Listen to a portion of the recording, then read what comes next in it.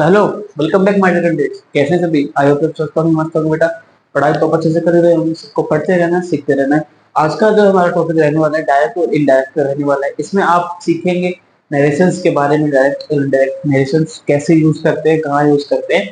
उससे पहले जिन बच्चों ने मेरी लास्ट क्लासेस को मिस आउट कर दिया है, जो कि मॉडल्स की एप्लीकेशन की चैनल पे आप जाइए, देखिए और सीखिए, समझिए। उसके बाद हमारा टॉपिक आज का हम चल रहे हैं डायरेक्ट इनडायरेक्ट के बारे में पढ़ते हैं, सीखते हैं। ये क्लासेस हमारी बेनिफिशियल आज से शुरू हो गई है एसएससी सीएचएसएल 2025 के लिए। ठीक है, टारगेट रहेगा हमारा 2025। ठीक है, 2025 के लिए आज से ये सेशन शुरू कर रहा हूं मैं, और ये सेशन हमारा कंटिन्यू बना रहेगा इंग्लिश का स्पेशली।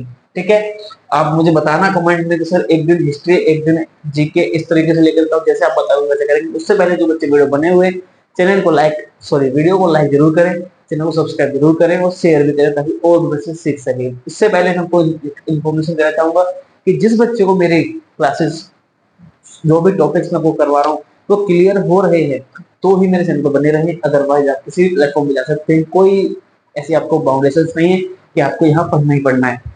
आपका फ्यूचर मेरे लिए मैंडेटरी है, मेरे लिए इंपॉर्टेंट है। आपका पढ़ना इंपॉर्टेंट है, ये नहीं कि आपका कहाँ पढ़ रहे हो, मुझसे पढ़ रहे हो, ऐसा कुछ जरूरी नहीं। तो शुरू करते हैं आज का सेशन बिना टाइम वेस्ट किए। तो आज हम बेटा पढ़ रहे हैं डायरेक्ट और इनडायरेक्ट स्पीच के बारे में। इसके डायरेक्ट और इनडायरेक्ट स्पीच तो बेसिकली हम जब भी किसी से कन्वर्सेशन करते हैं, कोई भी कम्युनिकेशन करते हैं, क्या करते हैं, कोई भी कन्वर्सेशन करते हैं किससे, किसी भी अदर पर्सन से, किसी भी दूसरे पर्सन से, किसी व्यक्ति से। ठीक है, किसी व्यक्ति से, कोई किसी वस्तु से नहीं, किसी चीज से नहीं, किसी दूसरे व्यक्ति से जब भी हम कोई कन्वर्सेशन करते हैं, कोई बातचीत करते हैं या कोई थॉट शेयर करते हैं, तो हम उसको दो वे में करते हैं। किस तरीके से? दो तरीके से करते हैं। पहला हमारा होता है डायरेक्ट वे, दूसरा होता है इनडायरेक्ट वे। ठीक है, वो कौन सा? पहला डायरेक्ट, दूसरा इनडायरेक्ट, दो तरीके से हम करते हैं। तो बेटा पहला हमारा क्या है, और जो हमारा नरेशन में जो पढ़ेंगे, तो डायरेक्ट और इनडायरेक्ट दो ही फॉर्म में इन बात करते हैं हम। इन्हीं के ऊपर सारा टॉपिक फंडा चलने वाला है हमारा। क्लियर है? ठीक है, तो अब मैं आपको बताता हूँ कि डायरेक्ट स्पीच कौन सी होती है। आज हम सिर्फ पढ़ेंगे बेसिक्स के बारे में। बेसिक्स के बाद में कल हम पढ़ेंगे थोड़ा अच्छे से जितने भी रूल्स हैं, सारे रूल्स को समझेंगे, जानेंगे। ठीक है, तो first of all direct speech. Direct आपको सुनने में ही, बोलने में, थोड़ा सा पढ़ने में ऐसा लग रहा होगा कोई भी चीज डायरेक्ट। इसको हम बोलते हैं कोई भी चीज है, कोई भी कन्वर्सेशन में, कोई बातचीत हम किसी से कर रहे हैं तो डायरेक्ट फॉर्म में करते हैं। किसमें? डायरेक्ट फॉर्म में। जब भी हम कोई कन्वर्सेशन करते हैं, मतलब एज इट इज, जो कि तो किसी से हम बोल देते हैं कोई भी चीज, तो उसे हम बोलते हैं डायरेक्ट स्पीच। ठीक है, क्या बोलते हैं? Direct speech. अब हम इसमें बात करते हैं कि इनडायरेक्ट स्पीच कौन सी होती है बेटा। इनडायरेक्ट स्पीच हमारी वो होती है जब भी हम कोई कन्वर्सेशन किसी के साथ करते हैं, बेसिकली कोई बातचीत किसी के साथ करते हैं, तो उसको हम एक अपनी फॉर्म में व्यक्त करते हैं, अपनी फॉर्म में रिप्रेजेंट करते हैं, तो उसे हम बोलते हैं इनडायरेक्ट स्पीच। क्या बोलते हैं? Indirect speech. ठीक है, क्लियर है? जब भी हम कोई बातचीत किसी के साथ करते हैं, बेसिकली होता क्या है, हम बातचीत करते हैं किसी के साथ, पॉइंट शेयर करते हैं, कोई बात करते हैं, कोई पूछते हैं, कोई बताते हैं मैं वहां जा रहा हूँ, ये खा रहा हूँ, वो कर रहा हूँ, या कोई भी ऐसी चीज जो आप शेयर करते हैं दूसरे के साथ कन्वर्सेशन में, अपनी डेली लाइफ में, अपनी जॉब में, किसी भी जगह। ठीक है, एनीवेयर।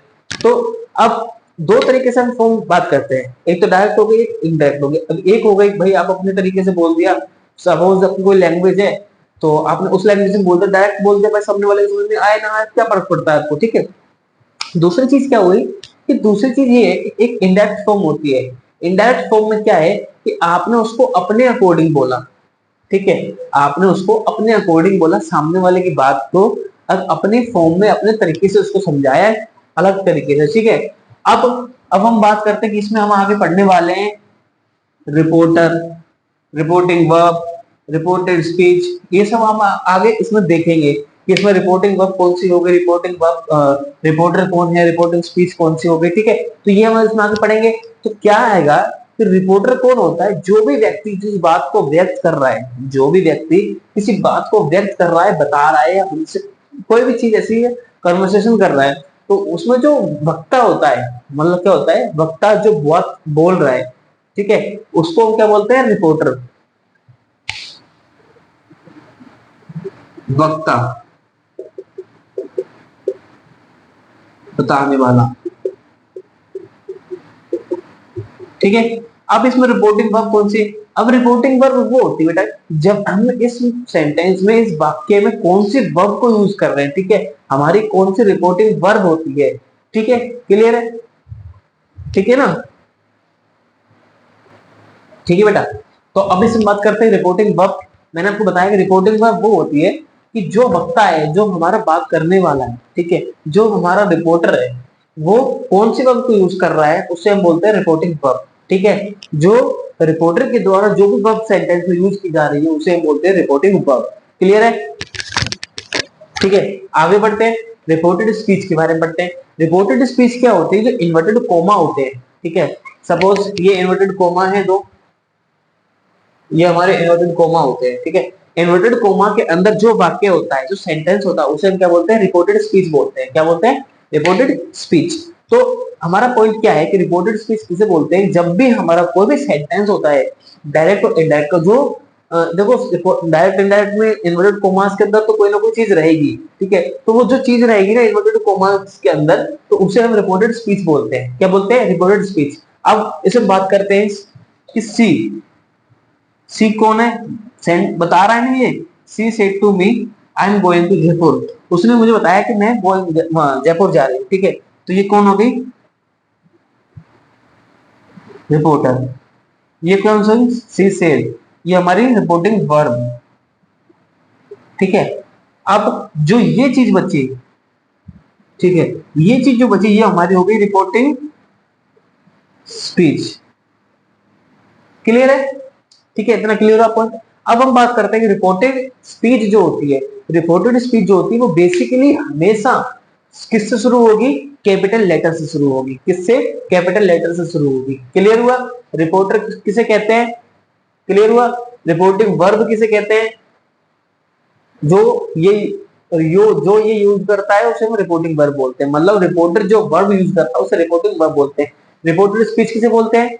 जो इन्वर्टेड कोमास के अंदर होती है उसे हम रिपोर्टेड स्पीच बोलते हैं, और ये हमेशा कैपिटल लेटर्स में होती है। हमें ये चीज जानना बहुत जरूरी है। ठीक है, क्लियर है? आगे बढ़े। तो इतना आपको पॉइंट क्लियर हुआ होगा यो। ठीक है, अब हम बात करते हैं कि जब भी हम इसको डायरेक्ट से इनडायरेक्ट और जब भी चेंज करते हैं, जब भी हम इसको चेंज करते हैं, तो इसमें जो कोमा है, इन्वर्टेड कोमा जो ये लगे हुए हैं सेंटेंस में, इसमें रिपोर्टेड स्पीच में, किसमें?